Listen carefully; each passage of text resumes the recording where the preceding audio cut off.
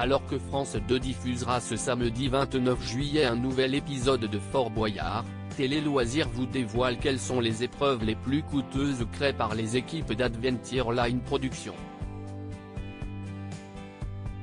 L'été se poursuit pour la saison 34 de Fort Boyard. Ce samedi 29 juillet, Olivier Mine et le père Fouras accueillent une nouvelle équipe de candidats, Vayumalama Chavez, Nicolas Fleury, Clémence Castel et les champions sportifs Clarisse Agbenienou, Camille Lacour et Steven Da Costa. Arriveront-ils à faire mieux que Caroline Margerie dont la semaine dernière? Si est-il tout le mal qu'on souhaite à leur association en quête de précieux boyards. Pour cela, ils devront se frotter à un des nouveaux atouts du père Fouras, les jokers mystères. Deux athlètes redoutables qui affronteront les candidats contre des indices sur leur identité. À eux de les identifier avant la fin de l'émission.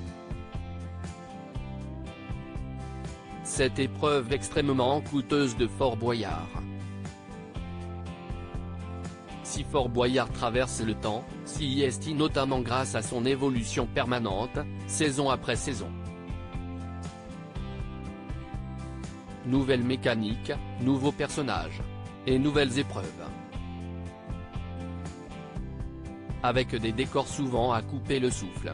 Forcément, tout cela a un coût. Notamment celle du métro inondé. On y a pensé 3 ans avant de la faire. Si est une épreuve extrêmement coûteuse, on a donc travaillé sur 2 saisons pour arriver à économiser suffisamment d'argent pour pouvoir la faire, nous a confié Alexia Laroche-Joubert, patronne d'Alt. Fort Boyard, le top 3 des épreuves les plus chères.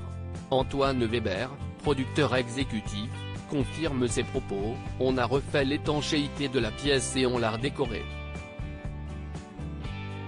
De nombreux corps de métier sont intervenus dans un laps de temps restreint, on a seulement 30 jours entre le moment où on ouvre le fort et le moment où on commence à tourner. Tout doit donc être au cordeau. Au final, le métro inondé aura coûté 60 000 € à la production. Ce qui en fait l'une des épreuves les plus chères du fort selon le producteur. Au même titre que l'épreuve de méga gaffe car il y avait 2 G à disposition pour Vincent Lagaffe, un à l'écran et un second de remplacement en cas de panne.